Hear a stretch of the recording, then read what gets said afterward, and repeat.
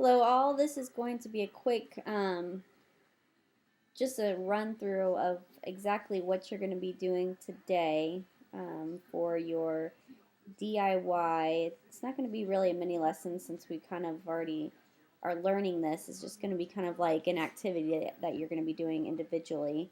But I just want to remind you guys, and for those who weren't here yesterday, what we did um, as a class.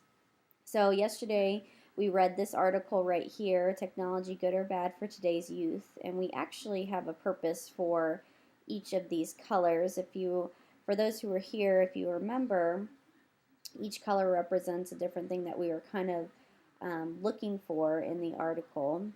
My first question to you guys was, after we read the article, what was the author's viewpoints? And after we summarized what that author's viewpoint was, we actually went back through and we highlighted in yellow what text supports that summary that we gave of the author's viewpoints.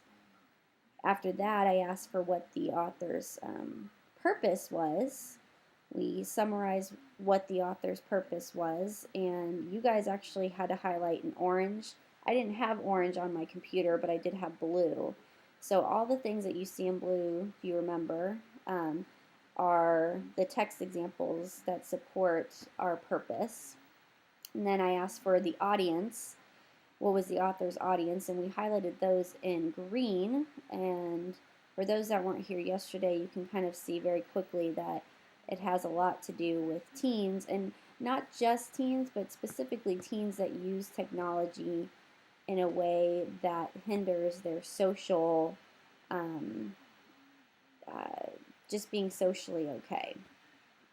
And last but not least, we highlighted in pink the tone of the article, which is what we kind of said, like the author feels kind of disrespected, maybe annoyed by all this technology stuff. And so anything that you see in pink is what we actually highlighted for the tone. So what you're going to be doing today, and I'm going to show you an example of what it looks like, because you're going to be reading a different article of your choice. You're going to be able to pick what opinion article that you want to read. But you're going to be taking the information that you read and you're going to be actually answering those same exact questions and putting them into a table. And the table is going to look like this. It's going to look exactly like this, except it's going to have, number one, your article that you read. So you're going to type in the title, and then your questions are going to be the same. It says, what's the viewpoint of your article? What's the purpose? Who is the audience? And then what is the tone? Right here, like I said from yesterday, we kind of talked about as a class, once we read this article, we summarized what we thought the viewpoint, the purpose, the audience, and the tone was in our own words. So this middle column is completely on your own. That's from your own brain. The last column is basically why we kind of highlighted is now that we have our viewpoint, our purpose, our audience, and tone, well, what exact quotes supports the reason why we say that's the viewpoint, or that's the purpose, or that's the audience, or that's the tone. So today, this is kind of what you're doing, except you're not going to do it with this article right here. You're going to do it with your own article. So make sure you read the directions very carefully.